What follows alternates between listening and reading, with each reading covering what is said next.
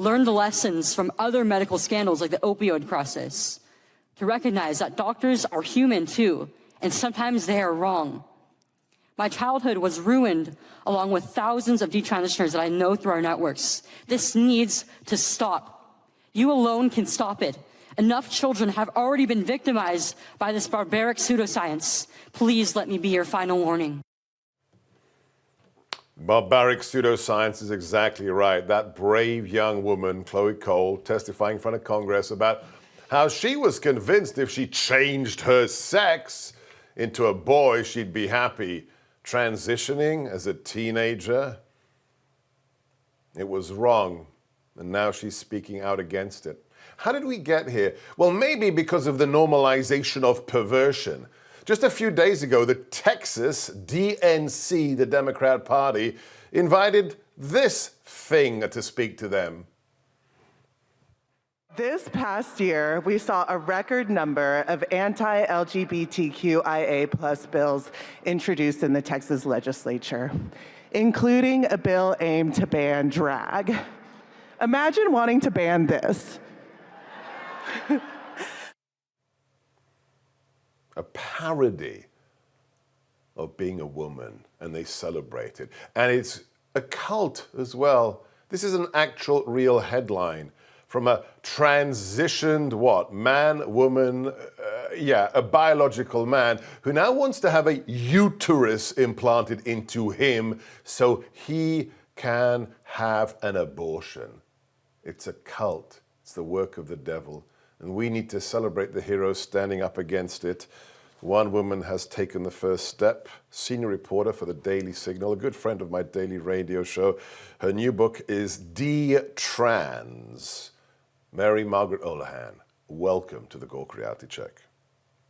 Thanks so much for having me. I'm so glad you did this. God bless you, because you tell the story of these people who have realized what they did was wrong and are speaking out against it.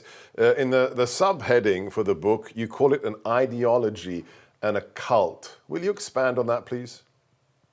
Yeah, I call it an ideology and a cult because that is what we're seeing here with the way that our country is looking at this issue. Where we once prioritized facts and science, we have now chosen to prioritize gender ideology.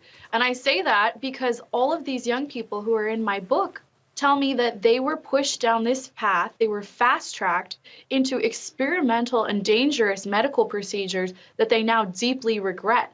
But they had no one to tell them that these things were experimental and dangerous. And what they were told was, you need this so-called care because if you don't have it, you will kill yourself. That's the lie that these young people are being told. And it's also the lie that their parents are being told. And the way that they are love bombed by these transgender activists, the way that they are told that if they go through with these transitions and if they subscribe to this ideology, they will be happy. It's a promise of happiness that these gender ideologists are selling. And I found that deeply disturbing, especially considering how much these detransitioners have suffered, both mentally and physically. Well, thanks to you, thanks to other heroes and heroines like Dr. Miriam Grossman and Chris Elston, Billboard Chris, I think the tide is turning. Here's a video from the Daily Caller about an Irish father who's had it. We have kids, men dressed as prostitutes, reading filth to children. What's this all about, lads? We can't. Hi, how's it going? Lads, we can't stand for this. Drag queen story time. People are giving out about it in America. It's not welcome in Ireland. Look at all these people here, lads. They're a protection of grooming. Everybody has to follow you and your colleagues at the Daily Signal. Everybody should. If you have children or grandchildren or nieces and nephews, you need to read the book, Detrans. But lastly, we've only got a few seconds left, Mary Margaret. What is the role? Doesn't everyone have a role to play in stopping this, like that Irish father? Absolutely. We need to speak the truth. Americans need to call it like they see it.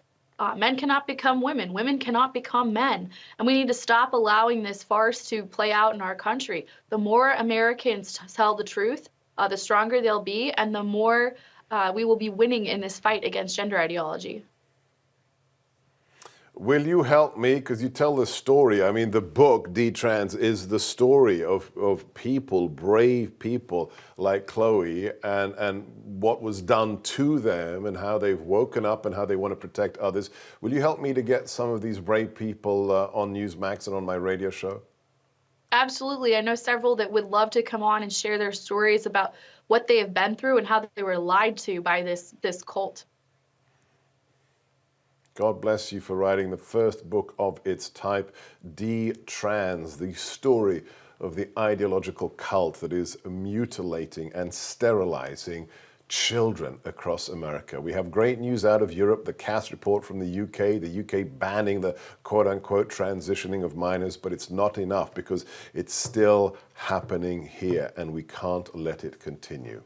Okay, I had a great weekend with my family, listening to the one and only Jordan Peterson, who visited the swamp. What did I learn from the great Dr. Jordan B. Peterson? That's next here on the Reality Check.